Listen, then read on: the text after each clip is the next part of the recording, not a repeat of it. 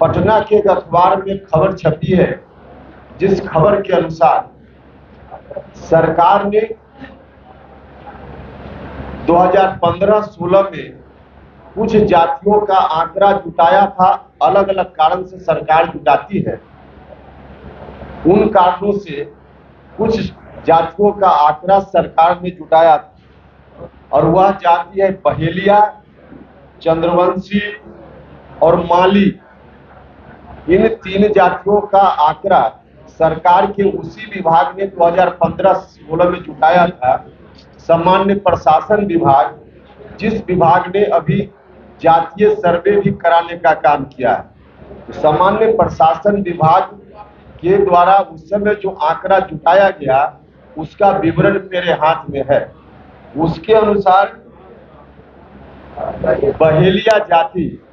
बहेलिया जाति 2015 में 67,535 इनकी संख्या थी, बहेलिया जाति थी 2015 में।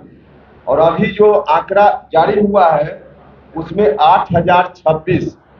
अब सरकार ही 2015 में कह रही है उनकी रिपोर्ट के अनुसार कि बहेलिया की संख्या 67,535 और आज सरकार का दूसरा आंकड़ा कह रहा है इनकी संख्या 8,026। ठीक उसी तरह से चंद्रवंशी, जिनको कहीं कहीं कहार भी कहा जाता है, इनकी संख्या 2015 में 30,32,800। 2015 में इनकी संख्या 30,32,800 थी। सरकार का ही एक आंकड़ा कह रहा है और अभी का आंकड़ा सरकार का है 21,55,644। 9 लाख इतने ही दिनों में इनकी संख्या कम कैसे हो गई। अब मालाकार, तीसरी जात है मालाकार, इनकी संख्या 2016 में सरकार का ही आंकड़ा है 13,15,665। 13,15,465 और अभी है इनकी संख्या 3,49,285।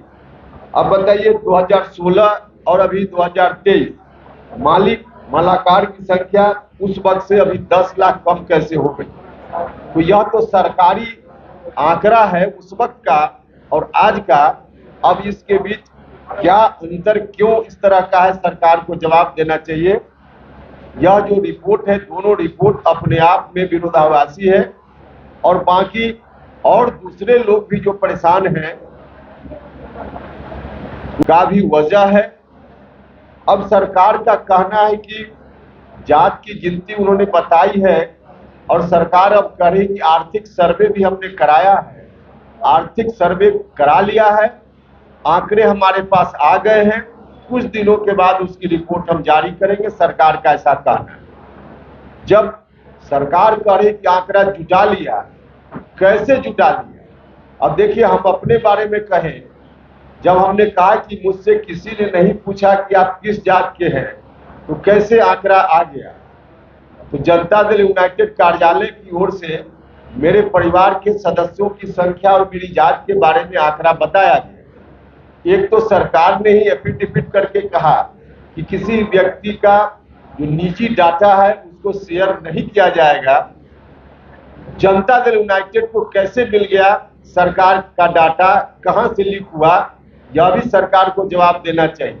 लेकिन ठीक है, थोड़ी देर के लिए गांव में कोई गया होगा, मेरे परिवार के सदस्यों की संख्या गांव का किसी आदमी ने बता दिया होगा, सही बताया होगा, जात भी किसी ने बता दिया होगा। लेकिन जो आर्थिक सर्वे है, मेरे गांव के किसी व्यक्ति को मेरे गांव में जो मेरी जमीन है, पैतृक संपत्ति है, उसके बारे में डाटा मालूम हो सकता है। लेकिन उपेंद्र कुशवाहा का फ्लैट पटना में, दिल्ली में, मुंबई में या और कहां है, या एक फ्लैट है कि 4 फ्लैट है, इसकी जानकारी गांव के लोगों को कहां से मिलेगी कि गांव के लोग बता देंगे। उपेंद्र कुशवाहा को पेंशन विधानसभा से कितना मिलता है, लोकसभा से कितना मिलता है, यह कहां से कोई दूसरा व्यक्ति बता देगा। कोई व्यक्ति बिजनेस किसी ने शुरू किया है 10 साल पहले, कोई अचल संपत्ति उसके पास गांव में नहीं है, लेकिन उसके बैंक अकाउंट में उसकी आमदनी से 10 करोड़ रुपया आ गया, तो उसके अकाउंट में कितना पैसा है यह कौन दूसरा आदमी बता देगा। और जब तक इस तरह का डाटा नहीं लिया जाएगा हर व्यक्ति से, तब तक जातीय सर्वे कैसे पूरा हुआ मान लिया जाए। तब तक सरकार का यह दावा कि हमने जातीय सर्वे करा लिया है, किस आधार पर जातीय सर्वे हो गया। मुझको पूरी आशंका है कि फिर जात की गिनती जिस तरह से आंकड़े जुटाए गए आनन फानन में, उसी तरह से आर्थिक सर्वे में भी बड़े पैमाने पर सरकार की ओर से गड़बड़ी आएगी। यह बात बिल्कुल साफ है। बढ़ाना है, घटाना नहीं है। नीतीश कुमार जी ने अपने जाति के आंकड़े को क्यों नहीं घटा दिया, बढ़ा दिया? अब भैया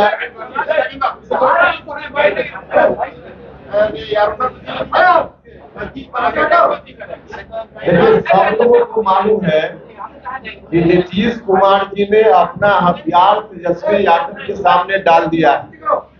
नीतीश कुमार जी ने अपना हथियार डाल दिया है, इसलिए वहां नीतीश कुमार जी खुद कुछ चाहे अपनी मनमर्जी का तो नहीं संभव है। तेजस्वी यादव अपनी मनमर्जी का चाहे तो वह काम संभव है, इसलिए ऐसा हुआ होगा, हमको लगता है। अरे वही तो हम तो बोल चुके हैं, कैसे दिखाया जेडीयू कार्यालय में आखिर आंकड़ा कैसे आ गया, सरकार को जवाब देना पड़ेगा ना। कार्रवाई करने की मांग करते हैं। नहीं, कार्रवाई क्या, सरकार पर कार्रवाई हो जाएगी, व्यक्ति पर कार्रवाई क्यों मांग करें। जिस व्यक्ति ने जारी किया एक अलग सवाल है, सरकार के किसी कर्मचारी अधिकारी ने दिया ना, तो सरकार कटघरा में खड़ा है, कैसे उस व्यक्ति को आंकड़ा मिल गया। जिस व्यक्ति ने दिखाया उसकी गलती कम है, सरकार में जिसने लीक किया वहां गलती ज्यादा है। हम तो सरकार के ऊपर प्रश्न चिन्ह लगा रहे हैं, जिस व्यक्ति ने जारी किया उसके ऊपर क्या करना है। स्वागत है। देखिए, जब से बिहार की सरकार ने जातीय आंकड़ा जारी किया है, तब से बिहार भर में कंफ्यूजन का दौर शुरू हो गया है। चारों तरफ लोग शंका में हैं, डाउट में हैं कि कैसे इस तरह का आंकड़ा सरकार ने प्रस्तुत कर दिया। सरकार ने आंकड़ा जुटा कहां से लिया, जबकि मेरे गांव में कोई पूछने भी नहीं आया। आज तक किसी कर्मी ने कि आप के परिवार में सदस्यों की संख्या कितनी है, आप किस जात से हैं और आर्थिक स्थिति आपकी क्या है, ऐसा एक जगह नहीं अनेक जगह से इस तरह की खबर आ रही है। और चारों तरफ लोग इस बात को लेकर परेशानी में है कि सरकार ने जो आंकड़ा जारी कर दिया आनन फानन में, अगर यही आंकड़ा रह गया तो 1931 के बाद लगभग 100 साल के बाद अभी गिनती हो रही है, फिर अगला 100 साल तक लोगों को इस आंकड़े का दंश न झेलना पड़े। तो इसलिए हम लोगों का दायित्व बनता है कि लोगों का जो कंफ्यूजन है, उस कंफ्यूजन को लेकर हम अपनी आवाज सरकार के समक्ष उठाएं और सरकार से इस बात की अपेक्षा करें कि सरकार लोगों के डाउट का जवाब दे और जो भी गड़बड़ी इन आंकड़ों को जुटाने में हुई है उस गड़बड़ी को दूर करे। और जो डाउट की बात है किसी एक जात या किसी खास जात विशेष की ओर से नहीं है, कई जातियों की ओर से है। और उसमें खास करके जो कमजोर वर्ग के लोग हैं उनकी ओर से गंभीर सीरियस डाउट है। जो भी उनकी ओर से जो आंकड़ा जारी हुआ है उन आंकड़ों को हम खारिज करते हैं। सरकार की यह ड्यूटी बनती है कि लोगों के मन में कोई कंफ्यूजन है सरकार के निर्णय के प्रति, तो उनके कंफ्यूजन को, उनके भ्रम को दूर किया जाना चाहिए, यह सरकार की ड्यूटी बनती है। तो सरकार को पहले यह काम करना चाहिए और तब चाहे जातीय आंकड़ा हो या आर्थिक आंकड़ा हो, इसका रिपोर्ट अंतिम रूप से बाद में सार्वजनिक किया जाना चाहिए। सरकार से मेरी स्पष्ट मांग है कि लोगों के कंफ्यूजन को सरकार दूर करे। कैसे दूर करे? सरकार अगर चाहेगी तो हम लोग अपना सुझाव भी देंगे। हमने कुछ सुझाव पहले भी दिया था, फिर सुझाव देंगे लेकिन सरकार को यह कंफ्यूजन दूर करना चाहिए। जब तक सरकार नहीं करती है तब तक हम लोग चुप नहीं बैठेंगे।